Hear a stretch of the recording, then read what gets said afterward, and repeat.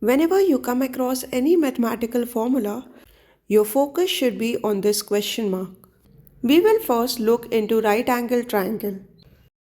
This triangle has base B and height h.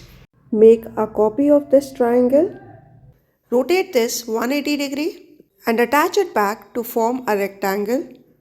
We are well aware of area of rectangle B into h, which is made using two triangles. That means area of one triangle would be 1 by 2 BH. But what about an acute angle triangle? This triangle has a base B. Let's draw a perpendicular from opposite point. Take this height as h. Now look very carefully. We'll make a copy of this triangle. Rotate it 180 degree. When you attach it back, this forms a parallelogram. Area of parallelogram is base into height, that is equal to area of two triangle. That makes area of triangle 1 by 2 BH.